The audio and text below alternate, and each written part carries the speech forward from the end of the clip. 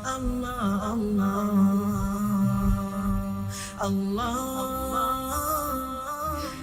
رب العالمین والصلاة والسلام علی اشرف الانبیاء والمرسلین خاتم النبیین شفیع المذنبین رحمت للعالمین راحت العاشقین مراد المشتاقین انیس الغریبین امام الانبیاء والمرسلین وعلی آلہ وازواجہ وصحبہ وبارک وسلم. اما بعد فاعوذ باللہ من الشیطان الرجیم بسم اللہ الرحمن الرحیم. الم نشرح لك صدرك ووضعنا عنك وزرك الذي انقض ظهرك صدق الله مولانا العظیم. ان اللہ وملائکتہ یصلون علی النبی یا ایھا الذین آمنوا صلوا علیہ وسلموا تسلیما. سب پڑھ دو ذرا الصلاۃ والسلام علیک یا سیدی یا رسول اللہ وعلی آلک واصحابک یا حبیب اللہ. الصلاۃ والسلام علیک یا سیدی یا رسول اللہ وعلی آلک واصحابک یا خاتم النبیین. الصلاۃ والسلام علیک یا سیدی یا رسول اللہ وعلی آلک واصحابک یا شفیع المذنبین. تمام حمد و ثنا تعریف و توصیف اللہ جل مجدہ کی پاک بے آب بارگاہ کے لیے جس کا انعام اکرام فضل کرم مہربانی شفقت ہم سب گنہگاروں کے گناہوں کے سلسلے کے باوجود جاری و ساری ہے. دو سلسلے جاری ہیں، چل ہی رہے ہیں.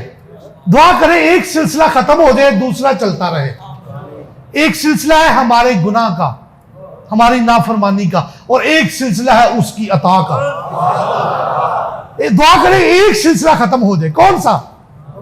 ہماری نافرمانی کا، ہمارے گناہ کا سلسلہ، اور اس کی عطاؤں کا، معافی کا، کرم کا سلسلہ اس کے محبوب کا صدقہ چلتا رہے. اور کھرب ہاتھ درود و سلام ہو اس ہستی پاک پر جو جانے کائنات بھی ہے اور روح کائنات بھی، جو مرکز کائنات بھی ہے اور خلاصہ کائنات بھی، جو نجات دہندہ کائنات بھی ہے اور وجہ باعث تخلیق کائنات بھی. آپ کے اصحاب پر، آپ کی آل پر، آپ کے اولیاء پر اور آپ کی امت پہ بھی اللہ لاکھوں رحمت نازل فرمائے.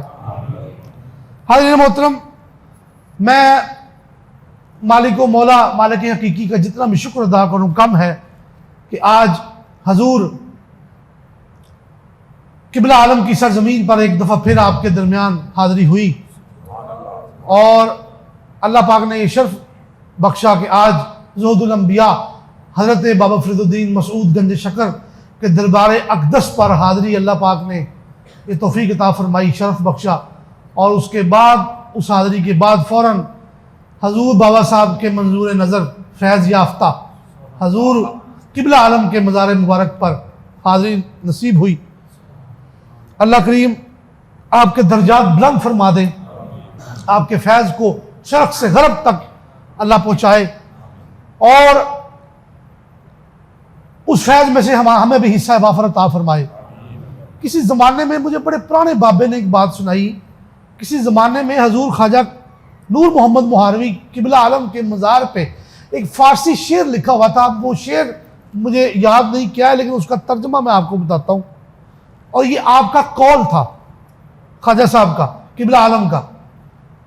لکھا تھا کہ اگر کوئی سائل میرے دربار پہ آئے، اگر آپ میں سے کسی کو یہ شعر یاد ہے تو مجھے بتائیں، میری ذرا اصلاح کرے، مجھے لکھ کے دے. آپ نے فرمایا اگر کوئی سائل میرے دربار پہ آئے، میرے دربار گور بار پہ، اور اس کی حاجت پوری نہ ہو تو مجھ سے شکوہ کر کے جائے، شکایت لکھ کے جائے میرے قبر انور پہ. یہ قبلہ عالم نے فرمایا. اور آپ کے پیر و مرشد کا نام میں اکثر بیان کرتا ہوں، یہ روایت بڑی مجھے پیاری لگتی ہے، میں دل کرتا ہے بار بار بیان کروں. آپ کے پیر و مرشد حضرت خواجہ فخر الدین فخر جہاں دہلوی، جو کہ خواجہ قطب الدین بختیار کاکی کے قدموں میں دفن ہے دلی میں. میں نے 4 دفعہ وہاں پہ حاضری دی. خواجہ قطب الدین کون؟ بابا صاحب کے پیر و مرشد. ان کے قدموں میں قبلہ عالم کے پیر و مرشد کا مزار. تو وہ فرماتے ہیں کہ ہم نے دہی جمایا جاگ لگائی، ایک پنجابی آیا مکھن لے گیا لسی چھوڑ گیا. اب بابا صاحب کا سارا فیض ہندوستان کے اس علاقے میں پہنچ گیا تھا، چلا گیا تھا بابا صاحب کا فیض. بابا صاحب کے ذات برکات سے، آپ کے وجود سے جو تصوف کے دو سمندر ہو جاتے ہیں. ایک سمندر کو سمندر نظامی کہتے ہیں جو خواجہ نظام الدین اولیاء کے ماننے والے، اور دوسرے سمندر کو کیا کہتے ہیں؟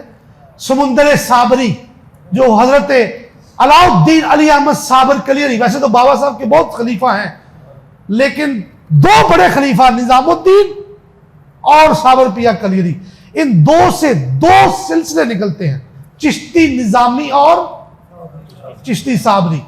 وہ نصرت فتح علی خان ایک بڑا پیارا شعر پڑھتا ہوتا تھا ہمارے گھر، اس نے چشتی آباد شریف میں بھی یہ منقبت پڑھی. وہ ایک منقبت تھی حضور صابر پاک کی، اس میں شعر ہے، وہ کہتا ہے دونوں پیارے کیوں نہ ہوں بابا فرید الدین کے، دونوں پیارے کیوں نہ ہوں بابا فرید الدین کے، دل نظام الدین ہے اور جان صابر کلیری.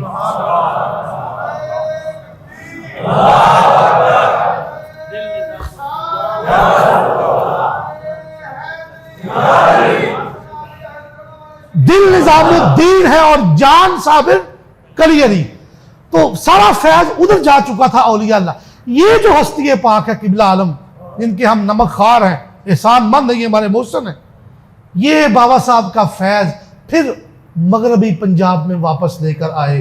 اور اسی بات کو، روایت کو آپ کے پیر مرشد نے فرمایا کہ پنجابی آیا، وہ مکھن لے گیا تو لسی چھٹ گیا. دوستان گرامی، میلاد شریف کی آمد ہے. آج کتنی تاریخ ہو گئی؟ 29 رات سفر کی.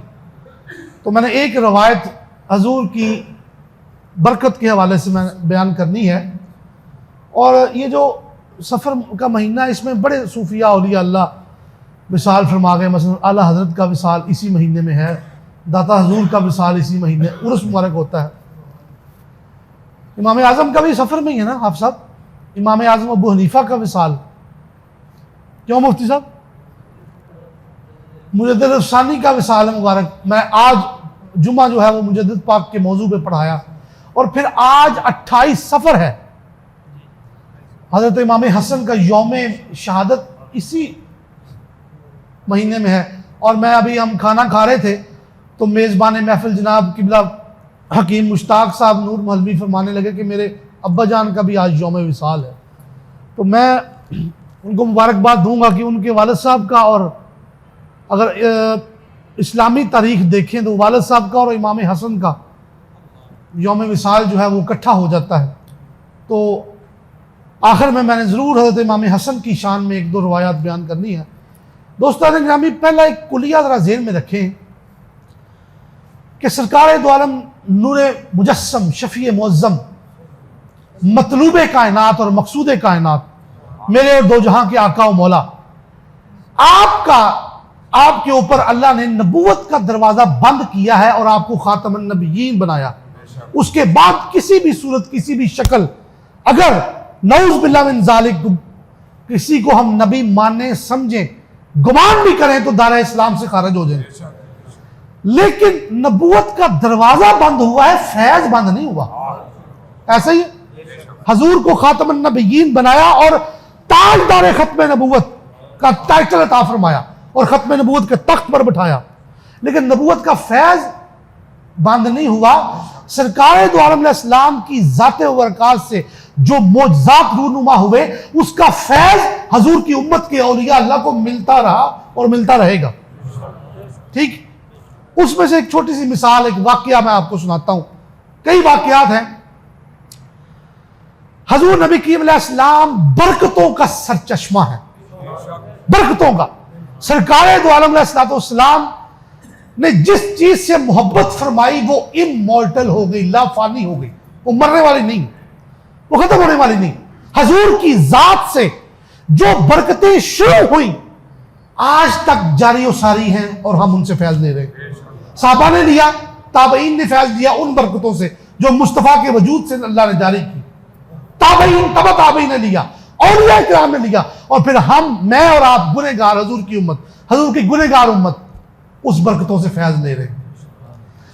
دوستان گرامی، جس طرح کے واقعات نبی پاک کے ساتھ معجزے کی شکل میں پیش آئے، اس سے ملتے جلتے واقعات اولیاء کرام کے ساتھ کرامت کی شکل میں پیش آئے. بہت مشہور حدیث پاک، حضور نبی کریم علیہ السلام سیدنا صدیق اکبر خلیفہ رسول افضل البشر بعد الانبیاء آپ کے ساتھ مدینہ منورہ غالباً ہجرت کا واقعہ ہے، جا رہے تھے تو راستے میں مدینہ سے باہر ایک بستی آئی اور حضور نے فرمایا اے ابو بکر ہمیں بھوک محسوس ہو رہی ہے، یہ بستی میں ذرا جائیے کچھ کھانے کو تو لائیں۔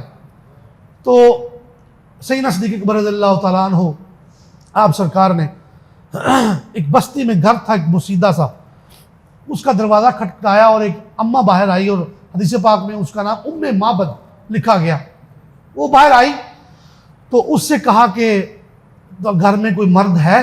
تو انہوں نے کہا جی، وہ بی بی صاحبہ نے کہا جو کہ بعد میں صحابیہ بنی، انہوں نے عرض کیا کہ جناب میرے خاوند بکریاں لے کر باہر گئے ہیں، دیگر بچے بھی ان کے ساتھ ہیں، ایک چھوٹا بچہ اور میں اکیلے گھر۔ تو انہوں نے کہا جی کہ اس طرح ہم مسافر ہیں، سیدنا صدیق اکبر نے فرمایا تو ہمیں کچھ کھانے کے لیے دیا جائے۔ تو وہ اماں جی کہنے لگی ام معبد، ان کا کیا نام تھا؟ ام معبد، کہ جناب وہ نہیں جانتی تھی یہ صدیق اکبر ہیں اور یہ کالی کملی والے سرکار ہیں، نہیں جانتی۔ تو انہوں نے کہا جناب ہمارے گھر تو وہ ساری بکریاں لے گئے ہیں جو دودھ دینے والی ہیں، اب ایک یہ مریل سی بکری ہے، اب یہ آپ کو کیا دے سکتی ہے؟ اس میں تو دودھ، اس کے تھنوں میں دودھ کا ایک قطرہ نہیں۔ سرکار دو عالم، شفیع معظم، نور مجسم، حسنین کے نانا، ابو بکر و عمر، عثمان و علی اور ہم سب کے آقا اور سیدہ کائنات کے بابا، آپ نے فرمایا کہ اماں جی اگر آپ کی اجازت ہو تو ہم اس کا دودھ دو لیں۔ تو وہ عرض کرنے لگی حضور اس کے تو وہ نہیں جانتی تھی، یہ میرا آپ کے ساتھ ایک انٹرپریٹیشن مخاطب میں کر رہا ہوں۔ وہ کہنے لگی حضور اس میں تو دودھ کا قطرہ نہیں، آپ اس کو دھونا چاہتے ہیں، چو سکتے ہیں تو چو لیں بکری کو۔ سرکار دو عالم نے اپنا دایاں ہاتھ اس کی پشت پہ رکھا، اس نے ایک جھرجھری لی، اس جھرجھری بکری نے، اور اس کے تھن دودھ سے بھر گئے۔ سیدنا صدیق اکبر رضی اللہ تعالیٰ عنہ نے وہ دودھ نوش وہ پیا اور سرکار دو عالم نے بھی پیا، سارے گھر کے سارے برتن بھر گئے، دودھ ختم نہ ہوا۔ حضور ام معبد کو دعائیں دیتے ہوئے مدینہ طیبہ تشریف لے گئے اور ساتھ سیدنا صدیق اکبر۔ اب اس کا خاوند، بچوں کا باپ اور اس کا خاوند، اس کا نام تھا ابو معبد، وہ گھر آیا اور اس نے گھر میں انوار و تجلیات روشن دیکھے۔ اس نے کہا آج کون آیا تھا؟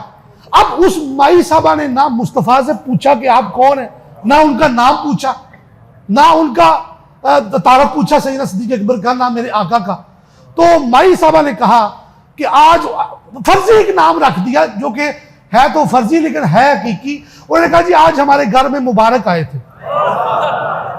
یہ فرضی میں ویسے ہی کہہ رہا ہوں، ہے حقیقی نام۔ مبارک اس شخص کو کہتے ہیں جو برکت والا ہو۔ مجھے بتائیے مصطفیٰ سے بڑا برکت والا کون ہے پوری کائنات میں؟ جو برکتیں تقسیم کر رہے ہیں اپنے پیدائش سے پہلے بھی برکتیں تقسیم کرتے تھے اور آج تک کرتے آ رہے ہیں اور قیامت تک ان کی برکت چلے گی۔ انہوں نے کہا جی مبارک، انہوں نے کہا کون مبارک؟ انہوں نے کہا وہی بددہا کے چہرے والا، بڑی 2.5 صفحے کی لمبی حدیث ہے، میں مختصر کرنے لگا ہوں اپنے انداز میں سلیس اردو میں۔ انہوں نے کہا جی بددہا کے چہرے والے، واللیل کی زلف والے، ان کا یوں چہرہ تھا، وہ صاحب وہ بیان کرتی گئی، وہ خاتون، وہ بی بی صاحبہ کرتی گئی، ایک جملہ اس نے بولا بیچ میں، حدیث پاک کی نص ہے، اس نے کہا کانا اجملہ من بعید و احسن من قریب، کہ وہ دور سے بھی خوبصورت تھے اور نزدیک سے بھی خوبصورت تھے۔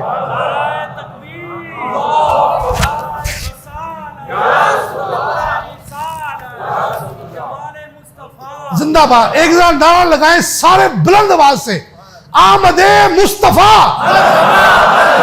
چہرہ والضحیٰ، آمد مصطفیٰ چہرہ والضحیٰ۔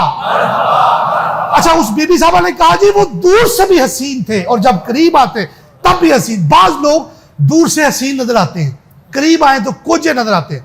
مثلا وہ افتخار کے ساتھ ایک لڑکا بیٹھا ہے، وہ بڑا کوجا سا ہے، یار معذرت میں مثال دے رہے ہیں صرف، جب وہ قریب آئے گا تو وہ خوبصورت لگے گا۔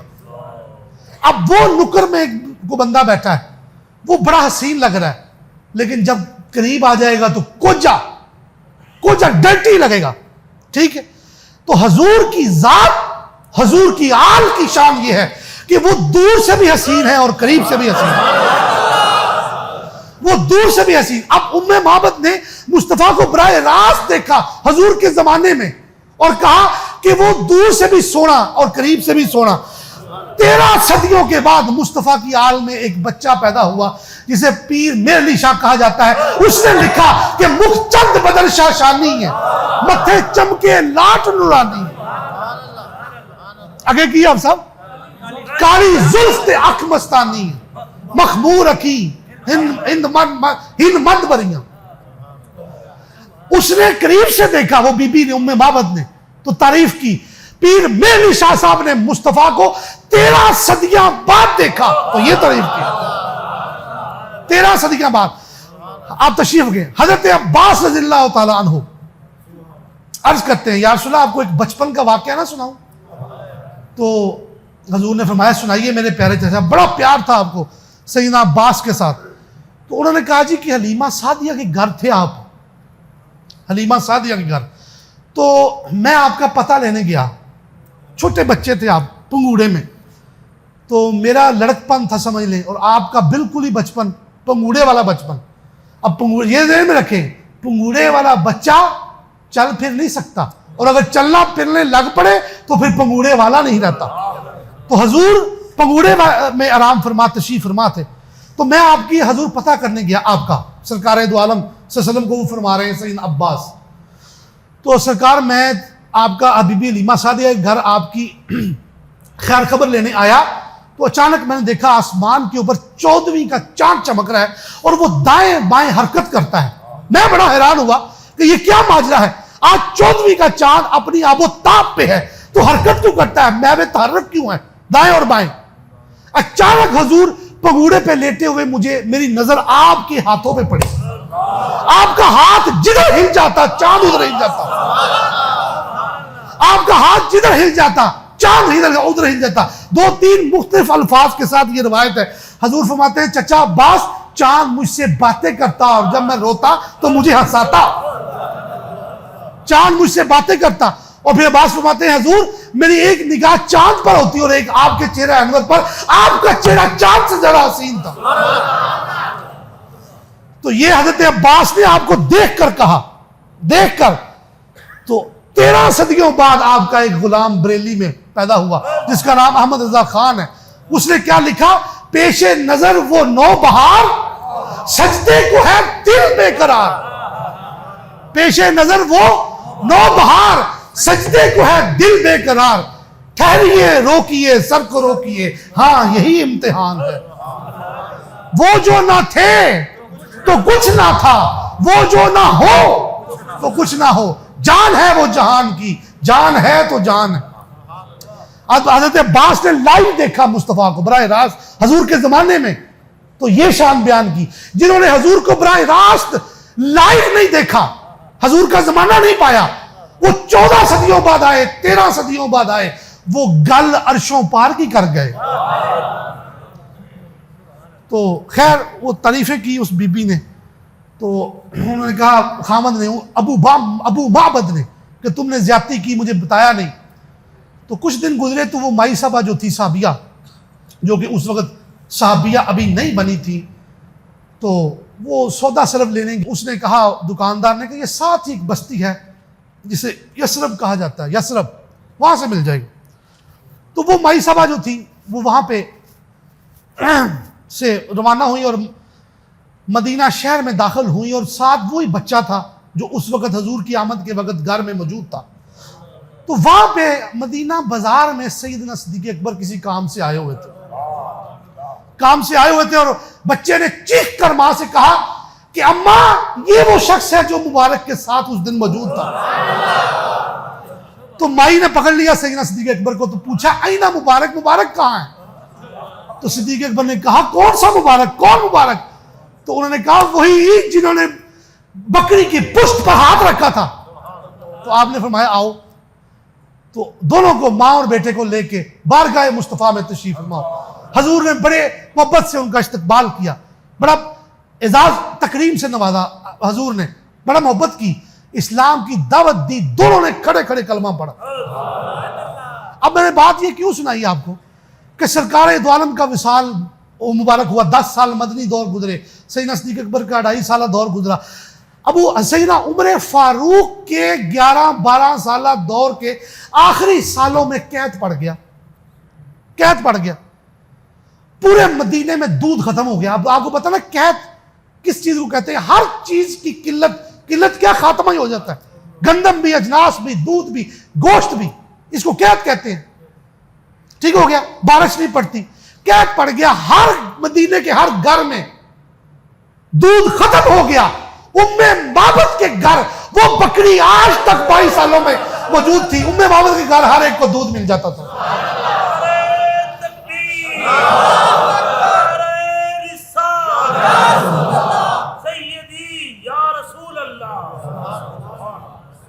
دوستان گرامی، جس بکری پر مصطفیٰ نے ہاتھ رکھا، جس کے تھنوں میں حضور کی ہاتھ کے برکت سے دودھ آ گیا، وہ 22-23 سال تک دودھ دیتی رہی، حالانکہ بکریوں کی اتنی عمر نہیں ہوتی۔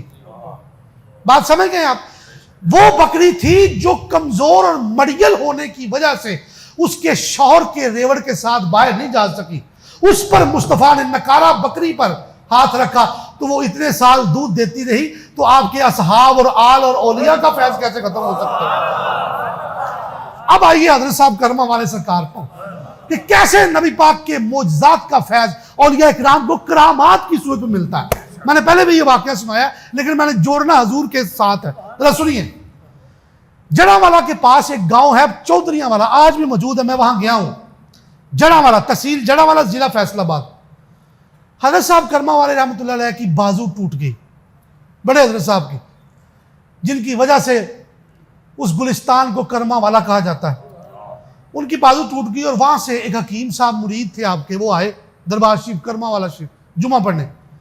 ان کو پتہ چلا کہ آپ کی بازو ٹوٹ گئی ہے تو انہوں نے کہا حضور ہمارا گاؤں ہے چودھریاں والا، وہاں پہ ایک بڑا زبردست قسم کا قابل حکیم ہے، اس کے ہاتھ میں شفا بڑی ہے، حضور اگر آپ مہربانی فرمائیں تو ذرا ہمارے گھر چلے جائیں اور 4-5 دن وہاں رہیں، وہ آپ کی ہڈی مبارک جوڑ دے گا اور پٹی بھی کر دے گا، پلیٹیں بھی پھٹے بھی ڈال دے گا۔ پرانے زمانے آپریشن تو اس وقت ہوتے نہیں تھے۔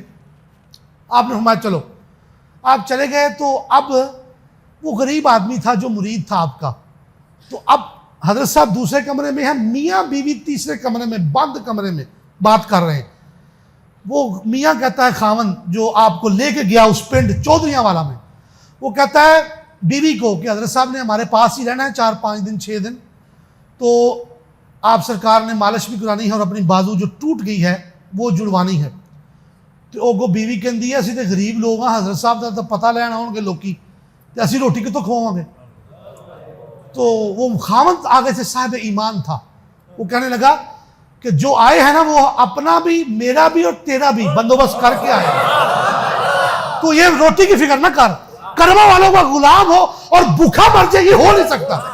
یہ توجہ سے میری بات سن لیں، جو ہمیں اکثر لوگ کہتے ہیں رزق کی کمی ہوگی، کاروبار لٹ کے ختم ہو گیا، مقروض ہو گئے، جو بابے کرما والوں کا غلام ہے وہ غریب نہیں رہ سکتا، یہ بات ذہن میں رکھیں۔ اور سب سے بڑی آپ کی امیری دولت عشق مصطفیٰ ہے جو لوگوں کے دلوں میں آپ نے زندہ کر دی۔ تو خیر وہ کہتا ہے وہ حکیم خود اس کے پوترے نے مجھے یہ بات سنائی، 1966 میں آپ کا وصال ہوا، اس سے 10 سال پرانا واقعہ ہے، اور اس کے پوترے نے یہ مجھے واقعہ سنایا اس حکیم کے جس کے گھر آپ گئے۔ تو وہ کہتا ہے کہ آپ کی بازو مبارک جوڑی، صرف 2 دن لوگ جو ہیں وہ آپ کی عیادت کرنے کے لیے آئے، جس کو پتہ چلتا کہ حضرت صاحب یہاں تشریف فرما ہیں تو اب لوگ عیادت کے لیے آتے۔ وہ جیڑا بندہ بھی آؤندا وہ نال 1 کلو یا آدھا کلو دیسی گھیو چک کے لے آؤندا۔ تے او حکیم صاحب کہندے نے کہ ساڈے گھر دے وچ حضرت صاحب 4-5 دن رہے تو تقریباً 15 کلو دیسی گھیو اکٹھا ہو گیا۔ 15 کلو کتنا؟ 15 کلو دیسی گھیو لگ بھگ، وہ دیسی گھیو اکٹھا ہو گیا۔ حضرت صاحب دی بازو مبارک جڑ گئی، آپ واپس کرما والا تشریف لے گئے۔ تو کہندا پیر جی بغیر مبالغے دے میں تانوں دسنا 15 کلو اس دور دا دیسی گھیو جدوں ڈالڈا ہوندا ہی نہیں سی، لوکی دیسی گھیو ہی کھاندے سن، اسی 5 سال اور 15 کلو کھاندے رہے، مکیا ہی نہیں، 5 سال وہ کھاندے رہے۔ تو پھر فیض ہے کہ نہیں ہے حضور کے زمانے، ہے کہ نہیں ہے دوستان گرامی؟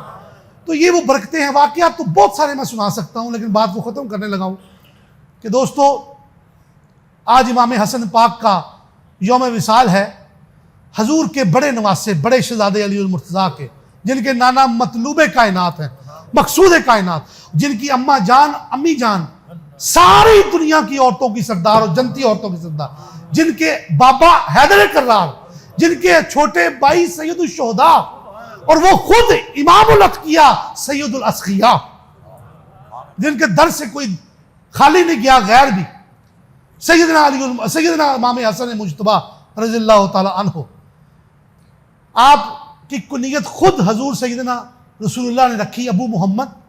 دائیں کان میں اذان خود دی. اس وقت رواج تھا جب بچے پیدا ہوتے تو لوگ حضرت بلال حبشی کے پاس جاتے کہ جناب آپ اذان تو دے دیں، کیونکہ وہ پہلے مؤذن تھے اسلام کے، وہ اذان دیتے.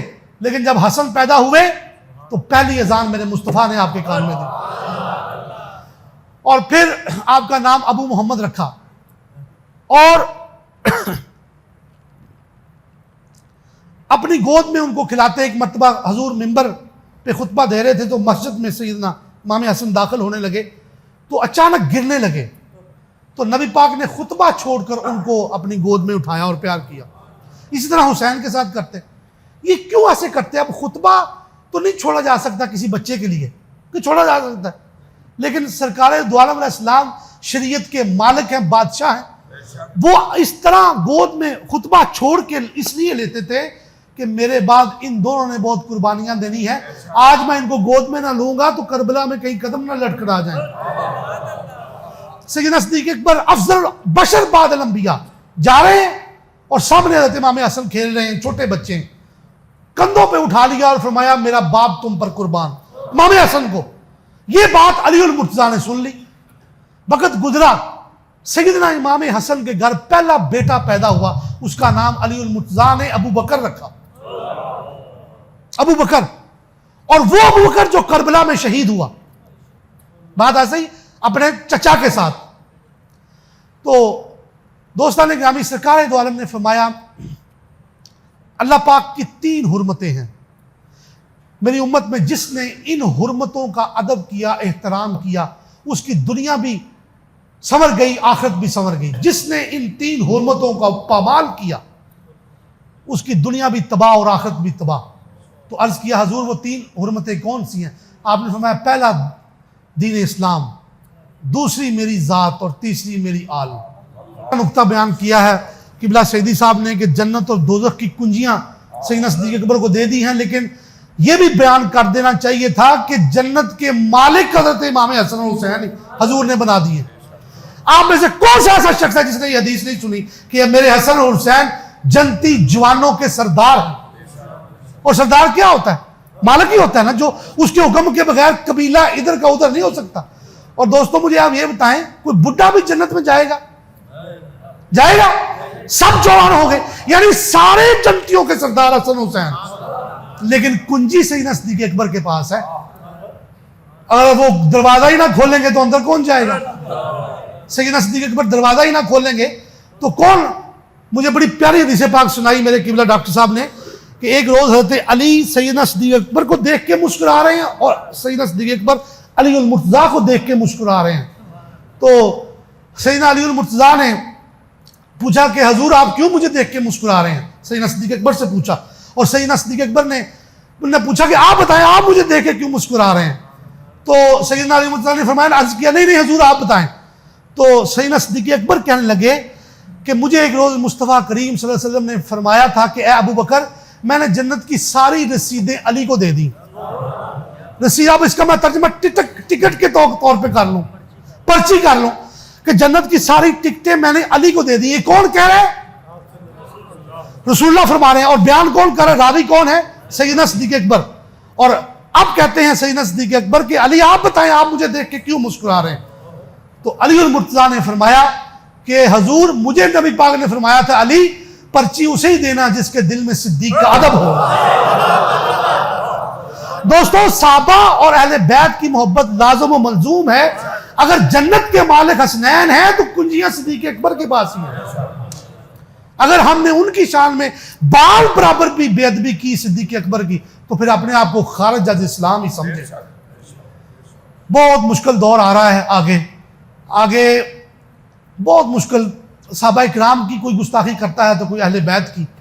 اہل سنت کا ہے بیڑا پار کہ اصحاب حضور نجم ہیں اور نو ہے عطرت رسول اللہ کی. امام فخر الدین رازی نے کیا جملہ کمال کا لکھا اور کیا وضاحت بیان کی. وہ کہتے ہیں کہ پرانے زمانے کی بات ہے, اب تو نیویگیشن سسٹم آ گئے, جب کشتی چلتی تھی نا سمندر میں تو ستاروں سے مدد لیتی تھی.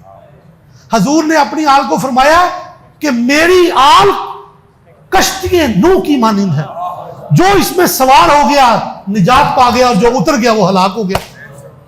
اور اپنے صحابہ کے بارے میں فرمایا الصحابی کالنجوم فبأیہم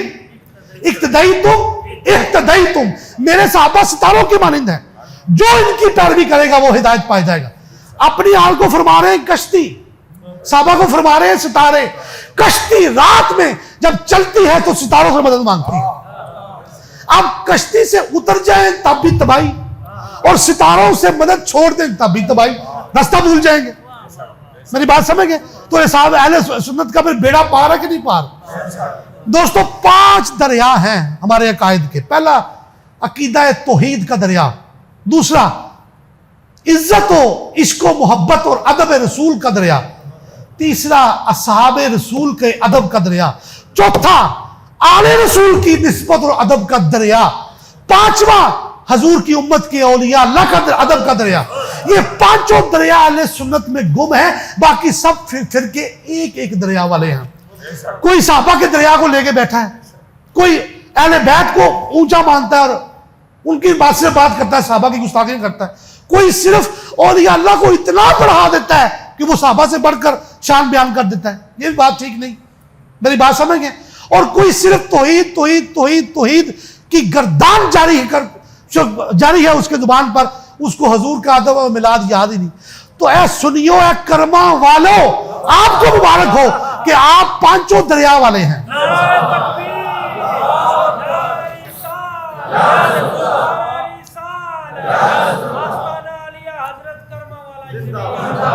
حضور خواجہ قبلہ عالم, حضور خواجہ قبلہ عالم نور محمد مہاروی. تو کوئی یہ نہ سمجھے کہ ہم حسن اور حسین سے بغض کر کے صدیق سے چابی لے کر جنت میں چلے جائیں گے, اور کوئی یہ بھی نہ سمجھے کہ ہم صدیق کی بے ادبی کر کے حسن حسین کی شان بڑھا کے ہم جنت میں داخل ہو جائیں. نہ نہ نہ نہ, ان کو جب فرشتوں نے پوچھا نا یہ ہستی کون ہے, ان کو یاد نہیں رہنا کہ یہ کون ہے, اور پھر دوستو دوزخ کا دروازہ جو ہے وہ کھلے گا.